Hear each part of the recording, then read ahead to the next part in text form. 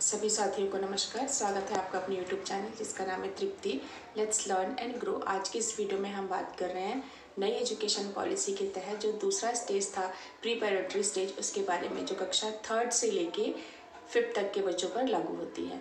तो let's start the video.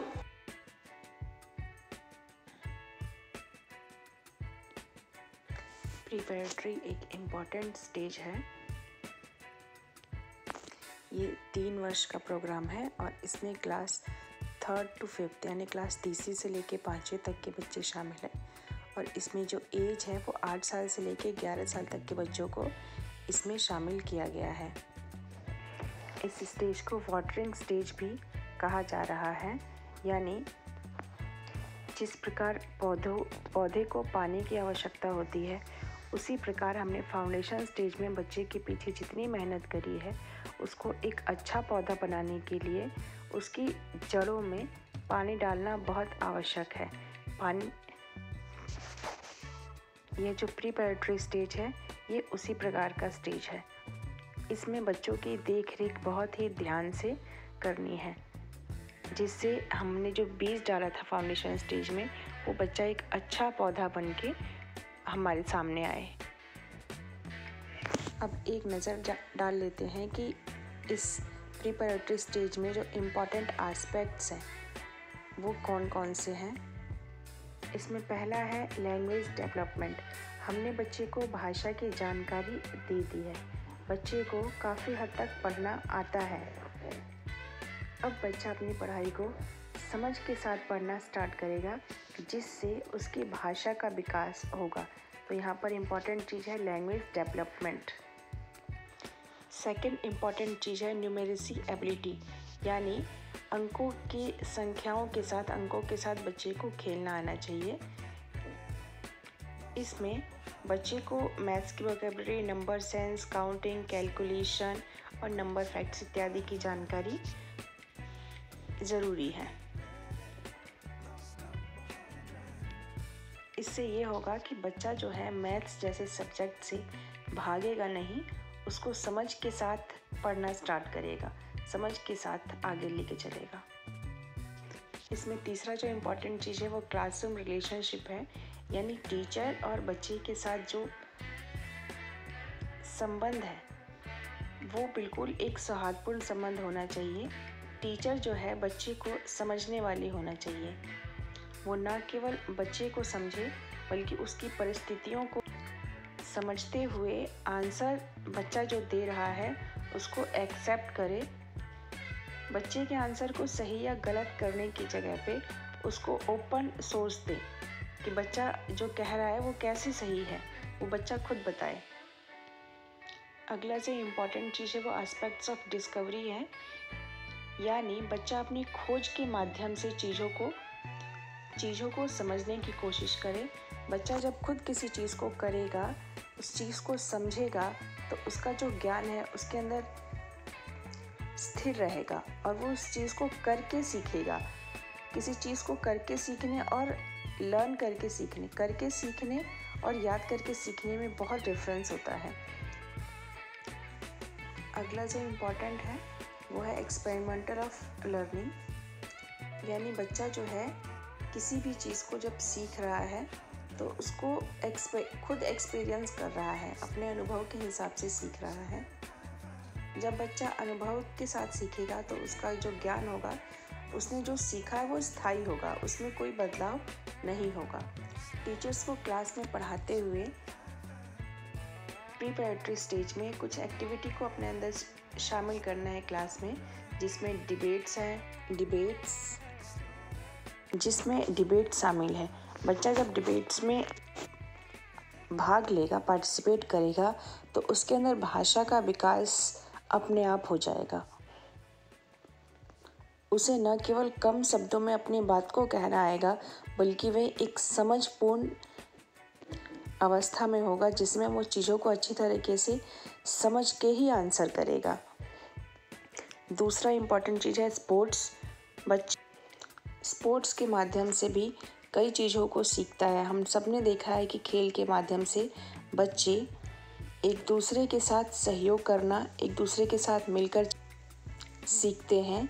जिससे समाज में एकरूपता आती है। क्लासरूम एक्टिविटी में field trip, yoga, role play, cultural fest, skill based activity, reading program, इन सभी को शामिल किया जा सकता है। इन सभी को शामिल करने का एकमात्र उद्देश्य बच्चों को ऐसी समझ देना है जिससे उनका संपूर्ण मानसिक और शारीरिक विकास के साथ साथ उनका बौद्धिक विकास भी सुनिश्चित हो सके। योगा के माध्यम से भी बच्चों का न केवल शरीर का बल्कि उनके मानसिक स्तर का भी विकास होता है। बच्चे एक्सपीरियंस कर कर के सीखते हैं। बच्चे रोल प्ले के माध्यम से भी बहुत सारी चीज़ें सीखते हैं। विभिन्न प्रकार के हम जो कल्चर फेस्ट करते हैं, इसके माध्यम से भी बच्चे एक दूसरे की संस्कृतियों को न केवल समझते हैं बल्कि उसको विभिन्न दृष्टिकोणों से समझने की कोशिश भी करते हैं। बच्चे अलग अलग त्योहार, अलग अलग राज्यों के उत्सवों को एक साथ मनाना भी सीखते हैं, जिससे उनका संपूर्ण विकास सुनिश्चित हो पाता है।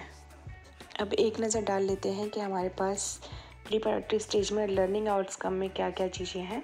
तो इसमें यह है कि लॉजिकल थिंकिंग एंड क्रिएटिविटी, यानी बच्चे के अंदर एक तार्किक सोच का विकास करना ही मकसद है, जिससे उनकी सोच में न सिर्फ क्लैरिटी आएगी बल्कि बच्चे क्रिएटिव होंगे, एनालाइज करेंगे, चीज़ों का विश्लेषण करेंगे, उनकी पहचान करेंगे और ये जो पहचान है उनकी हेल्प करेगा डिसीज़न मेकिंग में, प्रॉब्लम सॉल्विंग में, रिसर्च में, और बच्चों के अंदर एक जागरूकता पैदा करेगी। दूसरा जो इम्पोर्टेंट है वो है डिस्कवरी लर्निंग, यानी बच्चा जो है चीज़ों को खुद स्वयं निरीक्षण करके सीखेगा, जिससे उसकी समझ का विकास होगा। वो चीज़ों को सही तरीके से मैनेज करना सीखेगा। वह जीवन की समस्याओं को देखकर परेशान नहीं होगा। उसे समझ होगी कि किस स्थिति में मुझे कैसे काम करना है। बच्चा इंक्वायरी के माध्यम से पढ़ेगा, किसी भी चीज़ पर आंख बंद करके भरोसा नहीं करेगा। वो चीज़ों को देखेगा, पूछेगा, उसकी क्रिएटिविटी पे सोचेगा, डिस्कशन करेगा और फिर चीज़ों को समझकर वो उत्तर देगा, जिसमें बच्चा जो है I think, I try, I reflect, I wonder, इन सभी चीज़ों पर फोकस करके ही बात करेगा, जिससे उसकी जो समझ होगी चीज़ों को लेकर वो और क्लियर हो जाएगी, स्पष्ट हो जाएगी और बच्चा एक तर्क संगत भाषा में जवाब दे पाएगा। यहाँ पर इम्पॉर्टेंट चीज़ ये है कि फाउंडेशन स्टेज में बच्चे के पास एग्ज़ाम का कोई पैटर्न नहीं था, लेकिन जब बच्चा प्रीपैरेटरी स्टेज में आएगा तो अब उसका एग्ज़ाम स्टार्ट हो जाएगा और उसका रिज़ल्ट भी बनेगा। इम्पॉर्टेंट चीज़ ये है कि बच्चे को जिस पौधे को हमने 5 साल तक देख रेख की थी, 3 साल तक अभी उस पौधे की और देख रेख करनी है, जिससे हमारी 5 साल वाली जो मेहनत है 3 साल और कंप्लीट होकर बच्चा जब 5th पास करे तो वो एक ऐसा व्यक्ति बने जिसमें पढ़ने की एबिलिटी हो, उसकी भाषा का विकास हो चुका हो, वो अपनी चीज़ों को अच्छी तरीके से समझाना जानता हो और जीवन की गणित से संबंधित कुछ समस्याओं का आंसर कर पाए। अपने दोस्तों के साथ अच्छे से वो आंसर करे और सबको साथ लेकर चल सके।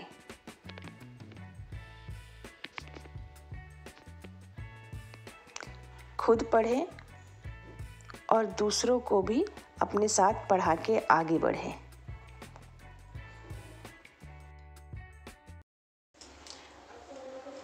उम्मीद करती हूँ आज की वीडियो आप सभी को बहुत पसंद आई होगी। वीडियो पसंद आई हो तो इसे लाइक करें, शेयर करें, कमेंट करें और चैनल पर नए हैं तो चैनल को सब्सक्राइब करें।